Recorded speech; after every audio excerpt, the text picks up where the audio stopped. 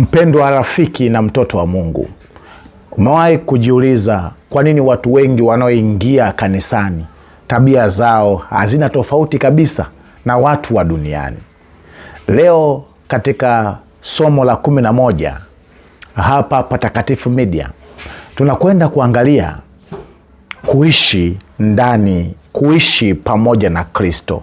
Kuishi pamoja na Kristo. Tunakwenda kuangalia kwa nini hauwezi kuwa Mkristo mwenye manufaa, Mkristo uliobadilika na uliogeuzwa, ikiwa bado haujafa katika Kristo. Na kufa katika Kristo maana yake nini?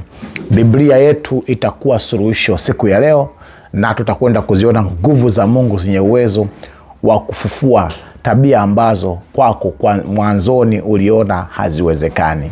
Baba wa mbinguni, asante kwa somo la leo. Asante kwa namna ambavyo nakwenda kutufunulia na kumfundisha mtoto wako. Tunakushukuru katika jina la Yesu, amen. Tunazo hoja 4 ambazo zitatuongoza kutafakari somo la wiki hii. Hoja ya kwanza ni mtazamo wa mbinguni. Mtazamo wa mbinguni. Kitabu cha Wakolosai 3:1-4. Hauwezi kuishi maisha ya juu mbinguni ukiwa unatazama chini. Yaani watu wengi wanaingia makanisani wakiwa na fikra za kuishi maisha ya juu, lakini fikra zetu mara nyingi zimekuwa zikitazama mambo ya duniani. Sasa Biblia inasemaje? Kitabu cha Wakolosai 3:1. Basi mkiwa mmefufuliwa pamoja na Kristo, yatafuteni yaliyo juu, Kristo aliko ameketi mkono wa kuume wa Mungu. Ikiwa mmefufuliwa pamoja na Kristo, basi yatafuteni yaliyo juu, aliko Kristo ameketi mkono wa kuume wa Mungu. Hapa nataka kutuambia nini katika sehemu hii ya kwanza? Ikiwa umefufuliwa pamoja na Kristo, ikiwa umempokea Yesu Kristo, karuhusu mambo yako ya dunia yakafa ndani yako, alafu Yesu akazindua maisha yake ndani yako, nini kinatokea? Anasema yatafuteni yaliyo juu. Yatafuteni yaliyo juu. Mtazamo wako, namna unavyofanya na kuendesha mambo yako si sawasawa na watu wa kawaida. Mwongozo wa vile unavyotenda uko juu, lakini pia hata mtazamo wa changamoto, matatizo na dhoruba za dunia kwako inakuwa ni tofauti na mtu ambaye ana fikra za chini, maana fikra zako ziko juu. Unaona mambo kama ambavyo Mungu anayaona, hauoni mambo kama ambavyo serikali inayaona, wanataaluma wanayaona. Ukiwa na Yesu, mambo yako nayaona kiyesu. Kwa mfano, gari kubwa la mafuta, tenka likiwa na tela kwa nyuma, ukiliangalia kwa karibu linakuwa ni kubwa sana, ni gari kubwa, linaanzia huku mpaka huku. Lakini ukipanda juu ya mnara au juu ya ghorofa, ukapanda ghorofa ya 30 juu kabisa, ukiliangalia kwa chini hivi ni kadogo.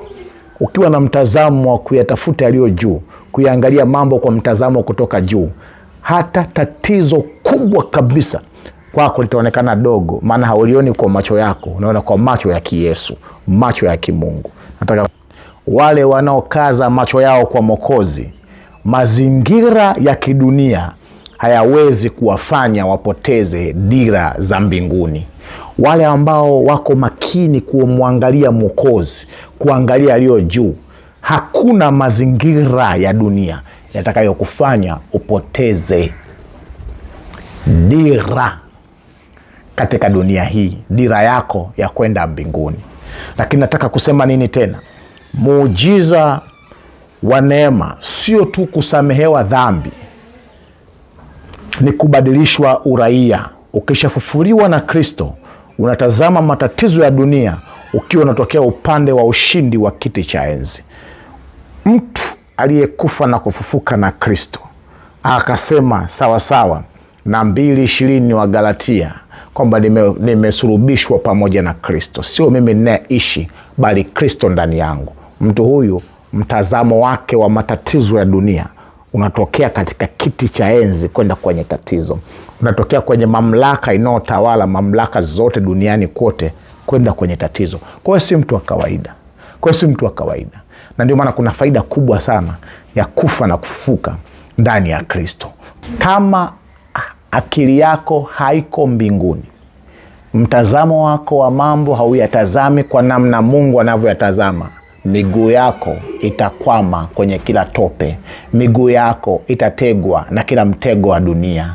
Miguu yako itaangushwa na kila mieleka ya vita vya kidunia na vya kiroho hapa duniani. Maana yake nini? Rudisha akili yako, fikra zako kumtazama Mungu. Tazama juu, tazama mambo kwa mtazamo wa hivi ndivyo asemavyo Bwana, na maisha yako hayawezi kuwa ya kawaida. Hoja ya pili inasema komesha kuwa wa kidunia. Komesha kuwa wa kidunia. Zuia maisha yako yasiwe ya kidunia. Yanapatikana maelezo mazuri ya kitabu cha Wakolosai 3 mstari wa 5 mpaka wa 6. Alafu tutasoma pia Warumi 6 mstari wa 1 mpaka wa 7. Hapo utapata vitu vingi sana kwenye kipengele cha pili. Sasa katika mafungu tuliyoyasoma, tusome fungu la Warumi 6 mstari wa 6.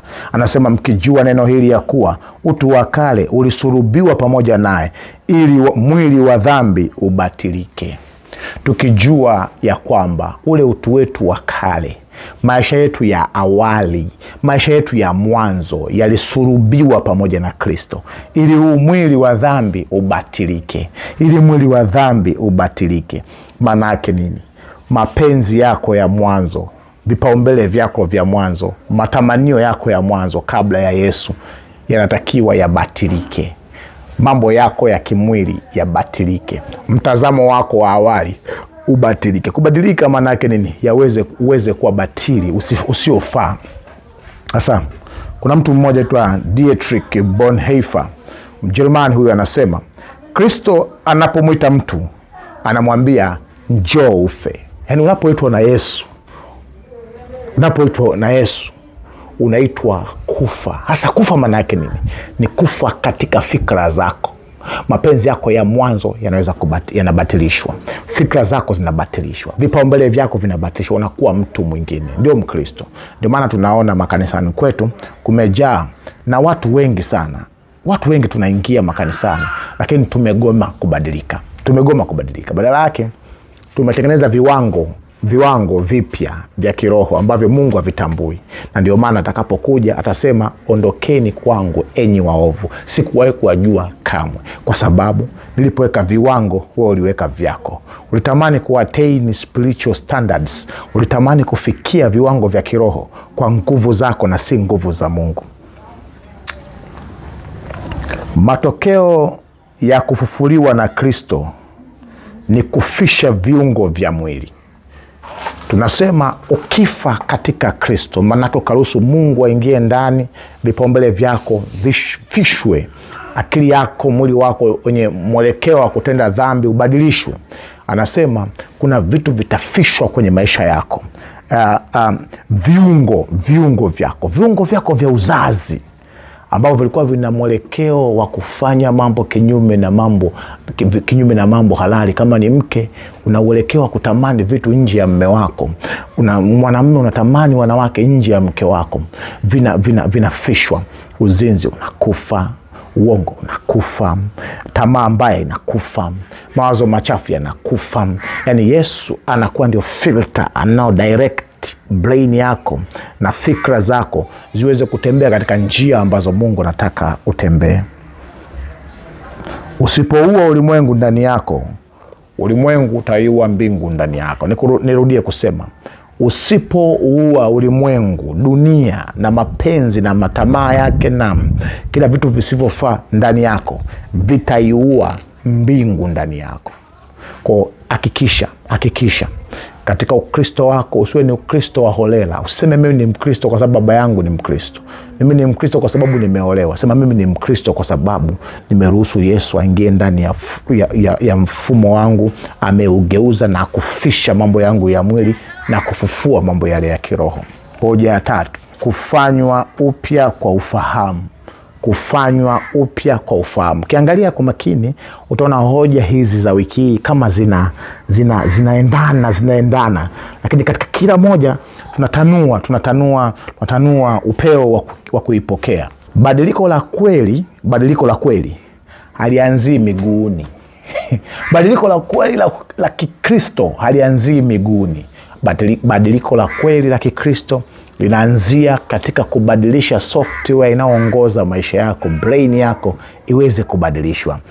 Maisha mapya yanapaswa kuonyesha utofauti na maisha yako ya kale. Na kinachosumbua watu wengi, wale tunaojiita Wakristo wa kuzaliwa, hawana historia ni lini walibadilika.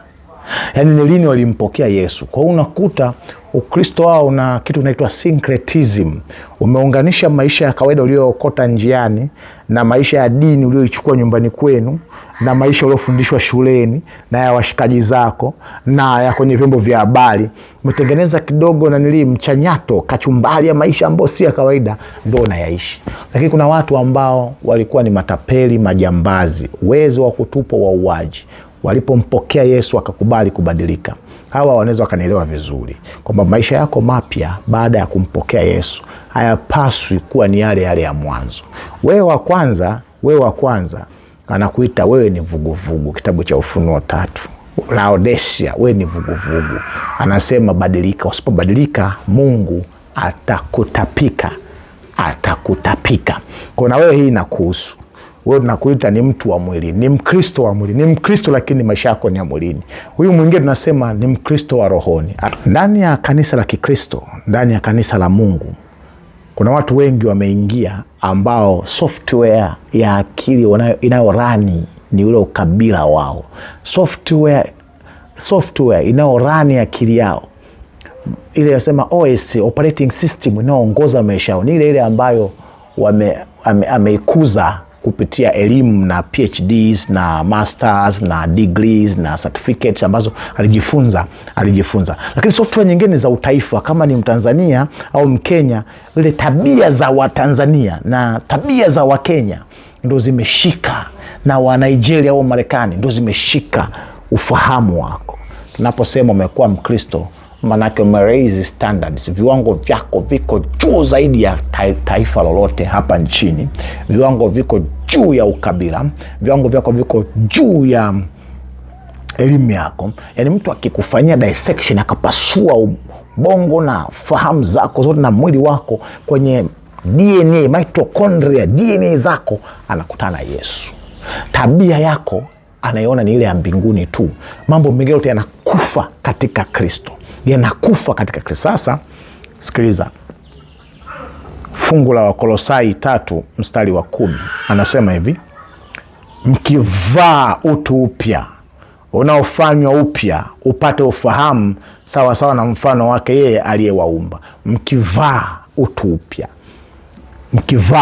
upya mpate kuwa na ufahamu sawa sawa na wake yeye aliyewaumba.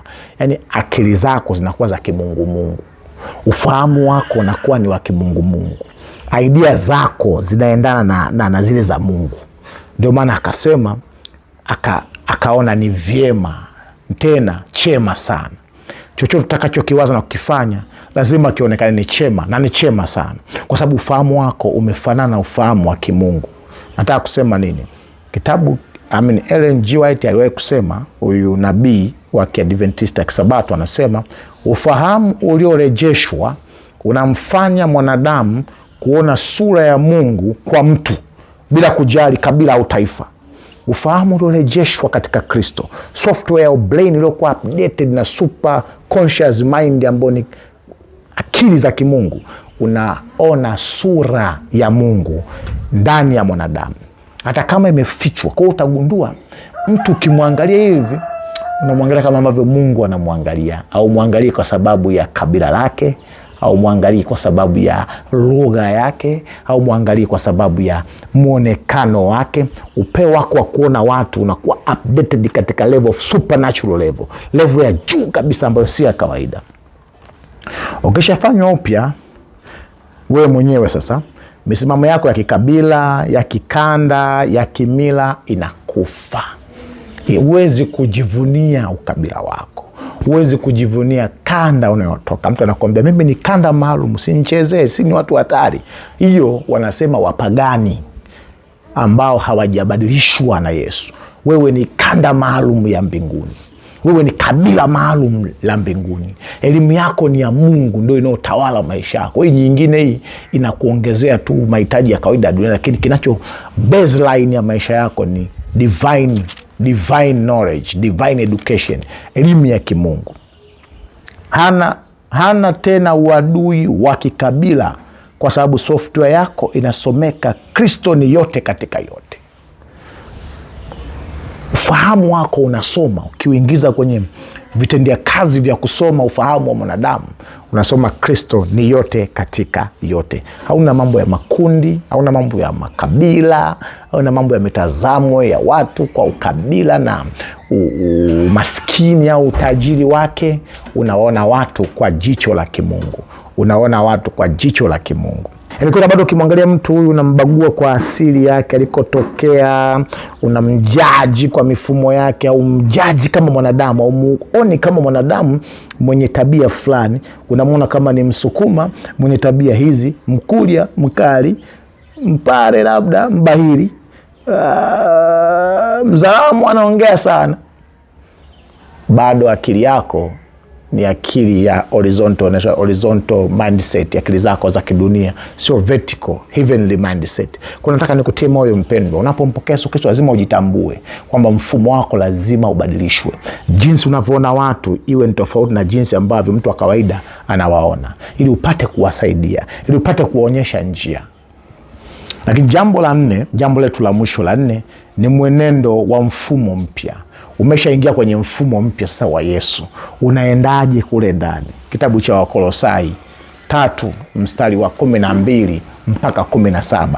Basi kwa kuwa mmekuwa wateule wa Mungu, watakatifu wapendwao, jivikeni: 1, moyo wa rehema; 2, utu wema; 3, unyenyekevu; 4, upole; 5, uvumilivu; 6, mkichukuliana; 7, na kusameheana; 8, mtu akiwa na sababu ya kumlaumu mwenzake, kama Bwana alivyowasamehe ninyi, na ninyi sameni hivyo.